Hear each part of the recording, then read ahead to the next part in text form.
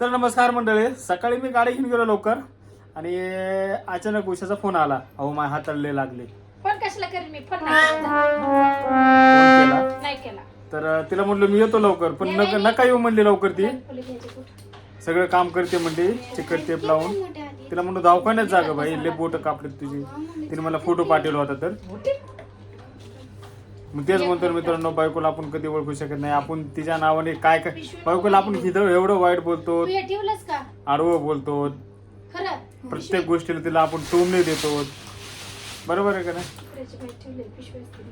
तरी ती सहन करते सगळं. हे लक्षात ठेवा मित्रांनो.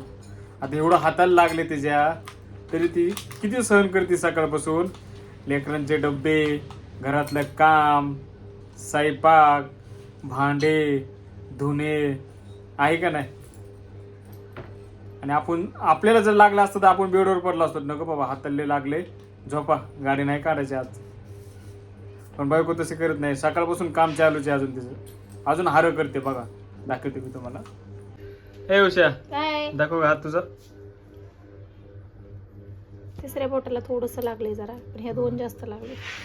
तरी काम करतेस ग. राहू दे, काय करायचं करायचं एवढे. एवढं काय झालं? सवय नाही मला एवढं गोड ऐकून घ्यायची. नको करू काम बाई, राहू दे. मग माझं पेमेंट काय तुम्ही करता? अजून किती हार बघा. एवढे हार केलेत. एवढं लागलं असून एवढं हार करतेत.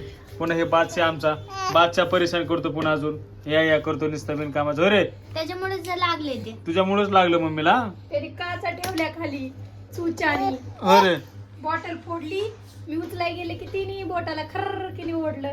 कुठली बॉटल? हे ह्याच्या कलरच्या. कलरची त्या बॉटल लागल्या होय. दुसरा पण ती बसलाय त्याच्यात परत हात घालून असा हात खेळत बसला होता. जपून काम करीत जा यार. लागले हाताला दाखव एकदा. चला ना दवाखान्यात जाऊन येऊ ना एकदा. चल बरं, उठ बरं. चला चला चला चला. खोटं बोलायचं नाही. तर चला मित्रांनो, बाय.